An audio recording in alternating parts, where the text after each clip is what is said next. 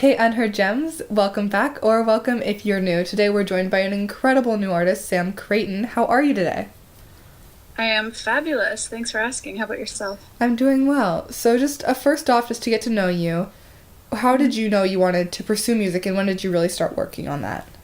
Oh dear. That's a loaded question. So I guess, well, I was singing uh, when I was a baby, like 2 years old, I guess. Um, my grandfather is a musician as well, and I would sit on his lap at the piano and try to, mimic the tunes that he was singing and playing. Um, and he was my first duet partner. We sang this song together called What'll I Do?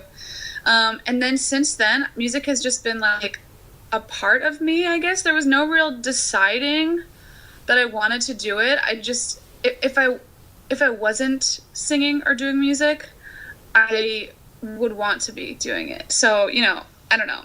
In college, I studied behavioral neuroscience, but the only thing that got me through the day was looking forward to, my a cappella group rehearsal. So I don't know. It's just kind of in me, I guess.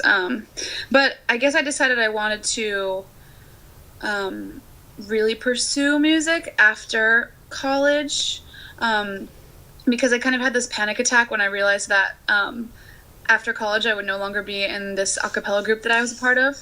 And I had no idea what I was going to do to keep music in my life. And that's kind of when I was just like, there's nothing else I want to do more than this. So 2 months after I graduated, I moved to LA, and I've been going at it ever since. Wow. That's a crazy transition from neuroscience to I going to know. music. Everyone says that. They're always like, so you're a scientist? I'm like, no, not even a little bit. My fake life, I was a scientist. In my life that my dad and mom wanted for me, I was a scientist. But I've always been a musician, deep down, deep within. And so then now on to your music. How would you describe your genre or type of music, and then how would you describe yourself as an artist? Okay, my genre of music, I definitely would say that currently it's very pop leaning, or just pop. But pop kind of sometimes has a negative connotation, and I don't think it should, because pop is short for popular, and that basically just means that it's accessible for a lot of people to listen and like it and relate to it. I am an emotional human, like very emotional, and I think all creative people kind of are. So I like to write about things that are meaningful to me. And sometimes that can bring out like a sort of like soul or R&B style. But I would say currently it's definitely more pop. Who knows what will happen in the future, but for now it's pop. And myself as an artist, I'm still figuring that out. I think artists are always in the process of discovering who they are, and it's like a never-ending journey. But right now, I don't know, I'd like to think that I'm just relatable and fun and empowering. I have a song coming out in the summer, and it's just basically about like standing up for yourself and knowing your own worth. And that is the song that I'm most passionate about thus far, because it means something to me, and I know that it'll mean something to whoever chooses to listen to it too. And that to me is what's most important about music, is making somebody feel something and empowering them to feel a certain way, feel good about themselves. That's Yeah. awesome. Yeah. And so you recently released your single Adore in February. I loved it so much, and I now play it all the time. It's constantly in my Yay! rotation. So what is the story and inspiration for that song, and how did you go about writing and working on that? Oh my gosh, it's kind of funny. So at first listen, you would think that this song is like super up tempo and like super flirty and like really fun, which it is, surface level. I kind of was just envisioning, I don't know, I was at this guy that I used to be with, I guess. I've known him for a very long time, but we saw each other at like a reunion type event, and I just remember like seeing him like across the room and being like, Oh, it's about to go down. And so that kind of inspired it, but I also was very inspired by the song. I don't know if you know this, and if you don't, you should listen. It's called Sexual by Naked. Oh my gosh, I love that song. Yeah, that It's so good. I really just want like a fun song like that. But then the deeper meaning of the song, I guess I've already started saying it, so I won't be shy. It's not embarrassing. It's just kind of like, oh, interesting. It's about, the words are, I would love to be adored by you. So it's kind of like this anthem of my wanting validation, I guess, as a person and also as an artist, because, there's a reason I put this out as my first song. I'm like, hey, everyone, I'm new. Love me. But yeah, it's kind of like I've always had issues with self-doubt and self-worth, and I've always sought external validation. And so this song is kind of like, begging somebody to like you, on the deeper meaning, like I said. At face value, please enjoy it as what it is, the face value fun song. But because you asked, I mean, there is that, like, that, deeper hidden meaning, I guess, that people wouldn't know unless I said it, I guess. I really like that duality that it has too. Like, now that I know like more of the story behind it, even, like, I think that really does bring another level to the song too. Totally. And I also feel like it's very accurate as to who I am, as what we were talking about earlier, as an artist, because and everyone can relate to this too. Like, I show myself as a fun, compassionate, happy person, but everyone has their demons and everyone has their self-doubts. So I don't know, it's like darkness hidden by like happiness, I guess. Yeah. And then you were talking about new music for the summer already, but anything else in the works that you can talk about besides that, or a little bit more on that? So I have two finished, completed songs that I'm ready to put out. I just have to, I'm distributing them through this amazing company called AWOL, because I'm an independent artist. Yeah. And so there's like a 4 to 6 week process for those new releases. So there's one coming out in hopefully end of April, beginning of May. And then the third one is coming out beginning of June, hopefully.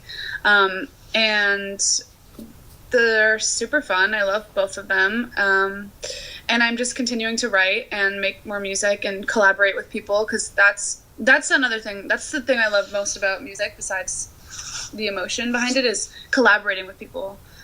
Because what's music if you can't share it with someone?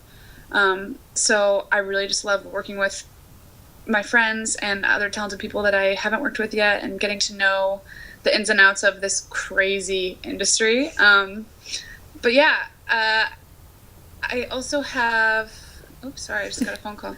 I also have a show coming up on April 11th. It's at this gay club in West Hollywood called The Abbey. Mm-hmm. And this guy, the curator for the lineup, heard a door and was like, I love this song, you need to come perform it at The Abbey. And I died, because I'd seen some of my favorite artists perform at the Abbey before, and I thought to myself, like, wow, I really would love to do that. And I'm like very spiritual, and I'm into like, affirmations and the law of attraction. So it was crazy to me that I just thought out loud, like, I want to perform at the Abbey. And then like 2 weeks later, I got an inbox from this guy being like, you need to perform at the Abbey. So I was like, I'm still on cloud 9 about that. I'm super excited. That's amazing. And so I have that performance, and then what else do I have coming up? I don't know. I guess nothing super soon, but I'm still, like I told you earlier, I'm still figuring out, what my sound will be, what my live show will sound like. All that jazz. It's a lot of work and a lot of thought that goes into it. I guess some exciting thing is that there will be a music video for the third song that's coming out, and I've never done a music video before, so that will be super exciting. But yeah, other than that, I'm just kind of continue writing and and shows around LA will happen, but nothing like super big yet. Yet. Yeah. And you were talking about like collaborating and how that's really important to you in music. If you were to send something out into the universe about like a dream collaboration with any artists right now, who would your dream collaborator be? Oh my gosh. Well, I would love to get in the room with Julia Michaels because I think her songwriting is absolute genius, and I just want to know how her brain works. Because I think she's incredible. Justin Tranter too, obviously, her mentor, and also an incredible songwriter. But in terms of like duet collaboration, oh man, that's tough. There are so many artists that I love so much. I always have thought it'd be really, really cool to sing with Ariana Grande, Whitney Houston as well, but odds of that happening are slim to none, seeing as she's no longer with us. But yeah, I don't know. I think those are probably the top picks. That's really cool. Yeah. Mm-hmm. And so then you were already talking about music and sort of your goals for the future, but anything you really want to try in your music as you start to work on your sound more and evolve as an artist? Anything you really want to see yourself exploring into or like pushing? Yeah, I want to.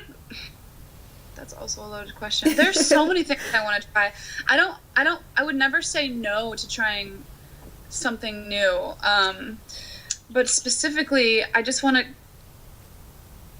I don't know. I just want to continue putting out music that's authentic and emotional and makes people feel something. Like I said, there's so many like bops on the radio that are super catchy and so fun to sing along to, but they're not really about anything per se, or they're about sex, or they're about, partying and doing drugs, and that's all fine and great, and that's super relatable for a lot of people, but for me, I would just much rather continue to just be, like, just lay it all out there and let my guard down and,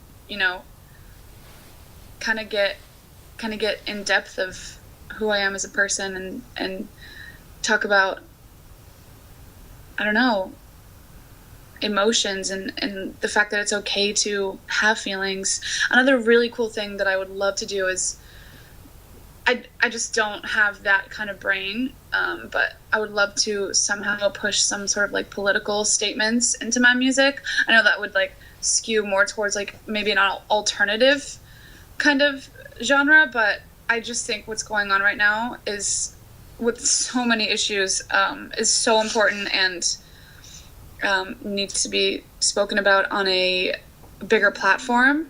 And I think that doing that through music would be a great way to do it. I just I don't know, it would be complex, I think. So I'd have to really think about how I would tastefully do that. Yeah. And so then wrapping up, if you were to recommend one other or two other growing artists, unheard musicians, sort of like an Unheard Gems sort of vibe still, who would you recommend? Ooh, okay. So many. Oh my gosh. You can totally give a list too if you're having a hard time choosing. Jordy Shulman. I think he just goes by Jordy. There's also Michael Mancuso. Will J. Let me shout out some of my girls. Malia Savets. Anna Delaria. There's so many. And they're all so talented, and I'm so blessed to be surrounded by them on a daily basis. But some that I don't know that I would love to know are Carly Hansen. I don't know if you've heard of her. Sasha Sloan. She's an amazing songwriter and has also an amazing artist. But yeah, the first group of people I just mentioned, they're all personal friends, and I'm super proud of each and every one of them, and they're all going to do incredible things. Yeah. But yeah, I mean, I could keep the list going, but I'll spare you. Well, thank you so much for taking your time to do this interview with us. It was great getting to hear about you and your music and what you have going on. thank you for reaching out to me. I feel so humbled and just so happy that you are liking my music, and I'm excited for you to hear what's next. I'm excited too. Thank you so much. Yay. Thank you. I love to be